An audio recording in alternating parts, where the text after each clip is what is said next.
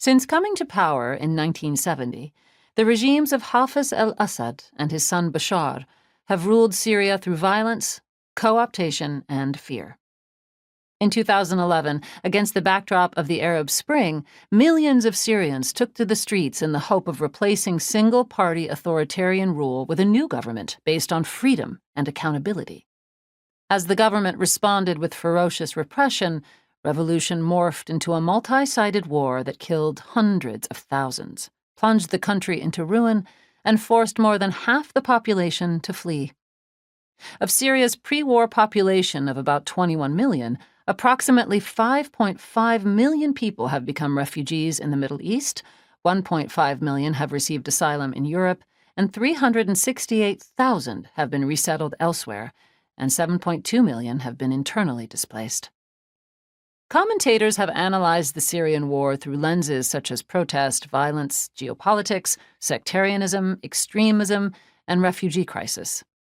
Fewer have considered what Syrians' extraordinary experiences can teach us about something so commonplace that it touches every human life: home.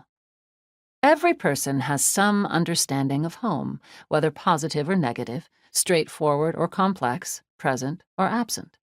In literature, television, film, and music, home is a beloved trope. Generations of Americans, for example, were captivated by how the Ingalls family built a house on the prairie, how E.T. struggled to find its way back to home in outer space, and how Dorothy realized the true meaning of home after her wanderings through Oz.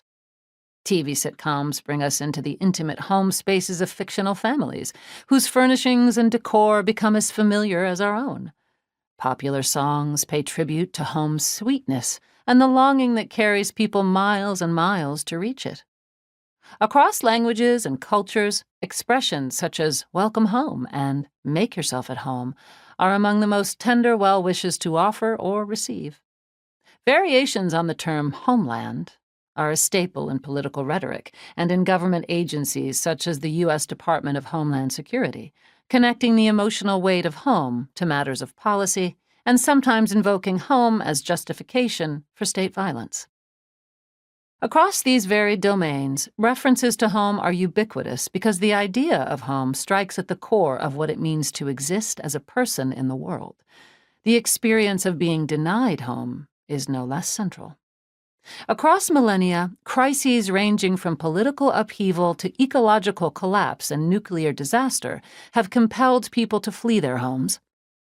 From the exoduses of ancient times to the population movements of the Second World War, forced migration has shaped the societies that refugees leave behind, and the new ones into which they settle, and the world at large.